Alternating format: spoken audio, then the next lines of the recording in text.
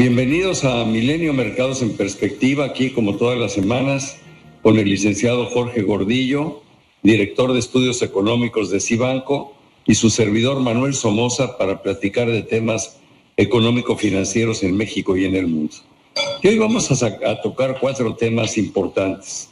Las discusiones de las minutas de la Reserva Federal, de las minutas de Banco de México, de lo que sucedió en la reunión de la OPEP, o no sucedió más bien en la reunión de la OPEP, y también de la variante Delta que puede que esté afectando, definitivamente a los mercados, pero que pudiera afectar seriamente la recuperación económica. Las minutas de los bancos centrales es la discusión que tienen cuando se reúnen para definir la política monetaria del país. Y un par de semanas después de la discusión, se hacen públicas las opiniones de los distintos miembros que participan en estas discusiones. O sea que son muy interesantes porque nos permiten ver dónde está la mayoría de las opiniones, hacia dónde van. Es mucho más importante las minutas que el anuncio en sí de si la tasa se quedó o no se quedó donde querían que estuviera. Aquí lo importante es que nos dan luces, algunas veces, sobre lo que puede suceder hacia adelante. O sea que con eso quisiera yo empezar, pedirle al licenciado Gordillo que nos platique primero de lo que pudimos observar de las minutas que sacó a la luz la Reserva Federal esta semana. Sí, lo que siempre hemos dicho es que el mercado quiere adelantarse a todo, y lo que había pasado en las semanas anteriores con la reunión de política monetaria es que el mercado se empezó a contagiar con esta idea de que ya sabe que las tasas de interés a lo mejor no van a tardarse en subir hasta 2024, ya puede ser que sea 2023 o 2022, eso ya lo tiene descontado. Ahora, lo que quería escuchar es qué va a hacer con sus otros estímulos, la compra que está mensual de bonos que ha estado haciendo constantemente para inyectar liquidez al mercado financiero, y otros estímulos que tiene. Y empezó a especular que a lo mejor en las minutas, en la discusión, a lo mejor ya tendría claridad sobre que podría ser tan pronto como ya, en la siguiente reunión, que es a finales de este mes. Y observando, desmenuzando las minutas, lo que nos damos cuenta es que la mayoría de los miembros del comité necesita más información para tomar esta decisión. O sea, sigue siendo la decisión muy dependiente de la información que esté dando de inflación, de empleo, de recuperación económica, antes de tomar esta decisión, porque efectivamente, como dices, ahora salen otros riesgos que puedan poner en jaque esta acelerada recuperación, como por ejemplo es el rebrote de contagios por esta nueva variante Delta, y no solo eso, sino la baja en el proceso de vacunación, que a partir del 67-68% de las personas vacunadas en Estados Unidos, como de su población, ya no ha podido subir más. O sea, ya le ha costado mucho más trabajo a la economía norteamericana aumentar su proceso de vacunación, ha bajado considerablemente, y esto ha tranquilizado un poco, o ha hecho que los miembros del comité de la Fed se vean más cautos. Esto provocó que el mercado ahora reaccione al revés y diga, entonces no les preocupa, no les acelera esto, y entonces vimos una reacción contraria tanto en las tasas de interés como en los activos, en las bolsas y en las monedas de mercados emergentes. Oye, a mí me llamó la atención que, digo, es cierto, las minutas honradamente no dicen nada ni nos dan pistas sobre el futuro, pero en las apariciones públicas que después tuvieron muchos de los miembros de la propia Reserva Federal, se ve como que hay distintos bandos. Hay unos que claramente se expresaron en público diciendo que creían que ya era el momento para empezar el tapering, es decir, la reducción en la recompra de bonos para inyectar liquidez a la economía, y había otros que claramente decían que aún no era el momento de hacerlo, ¿no? Entonces, como que esa discusión ahí está. Y luego, yo estoy de acuerdo en lo que dices, necesitan mucha más información. Probablemente la semana entrante que salga la inflación del mes de junio, bueno, pues tendremos bastantes más datos, o ellos tendrán más datos para decidir qué es lo que tienen que hacer, ¿no? Sí, es muy importante esto que dices. Para nosotros la cantidad ideal sería a lo mejor esperarnos a septiembre. La reunión de septiembre es muy importante porque dan una nueva exhibición de expectativas, nos van a dar 2 meses más de información. Creo que ese sería bueno, pero el mercado ya descuenta que vas a anunciar algo en agosto, entonces la volatilidad va a estar muy en pie con los datos de inflación que salgan la semana que entra. Y lo interesante es lo que te refieres.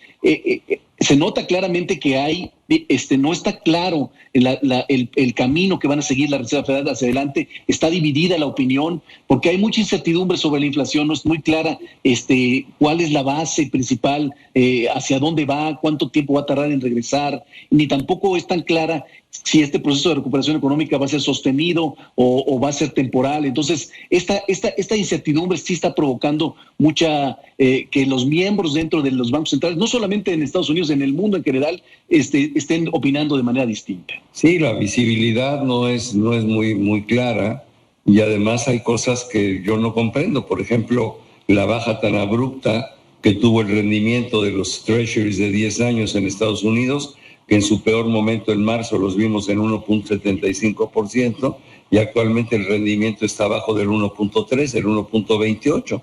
No me lo explico porque además todos sabemos que ese rendimiento debería de ir incrementándose paulatinamente para llegar al 2% hacia fin de año, pero en la medida en que lo haga lentamente, bueno, pues no pasa nada. Sin embargo, si la tasa de repente brinca del 1.28 al 1.6%, bueno, pues va a organizar un merequetengue en el mercado que ahí te lo encargo. Pero las opiniones no solo están divididas en Estados Unidos, también en México. Cuando vemos leemos las minutas que sacó el Banco Central, nos damos cuenta cómo tiene un consejo muy dividido. Hubo 2 miembros que pensaban que la tasa debería de haberse quedado en 4%, otros 2 consejeros pensaron que no, que se tenía que subir y el voto de calidad lo dio el presidente, ¿no?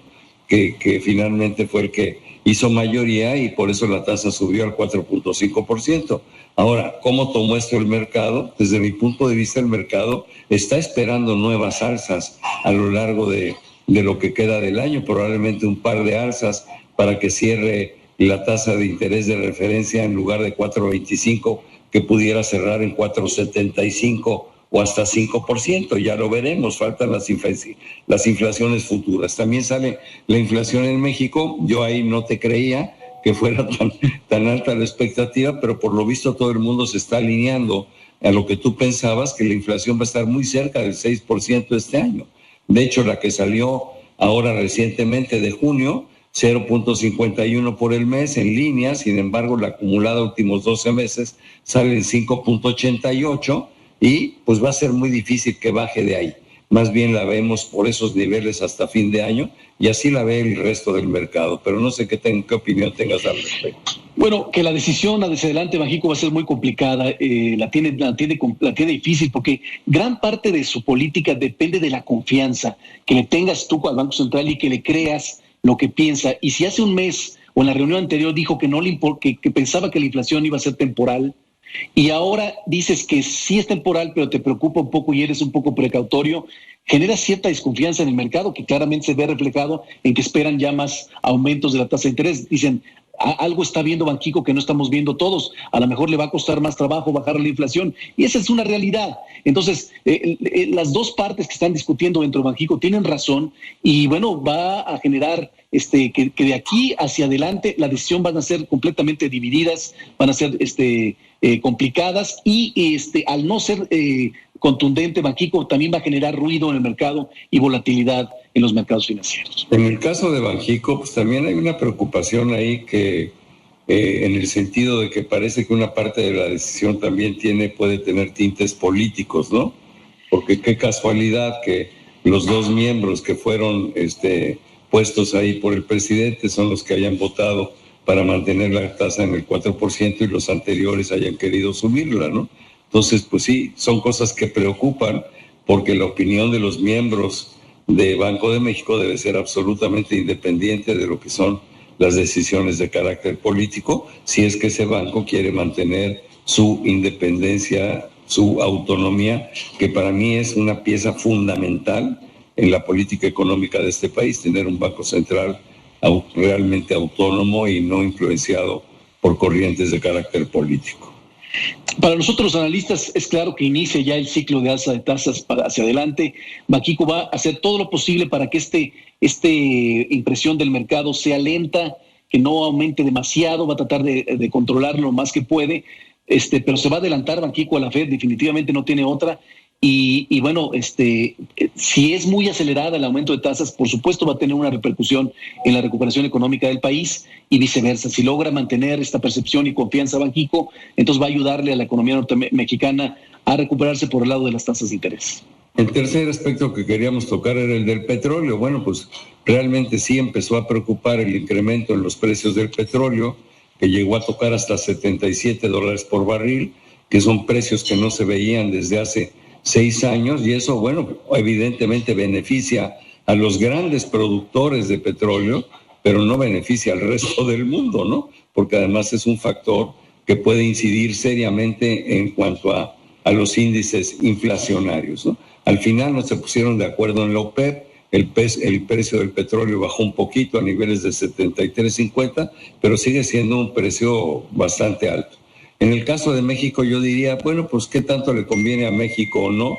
Yo creo que en el margen sí le conviene a México porque beneficia a Pemex y eso pues disminuye las pérdidas y ayuda al gobierno federal en sus finanzas públicas, pero al resto de la economía mexicana no la ayuda porque la balanza comercial de energéticos es deficitaria y entonces los que estamos pagando los incrementos en el precio del crudo pues somos todos los mexicanos a través de los incrementos en el precio de la gasolina y los demás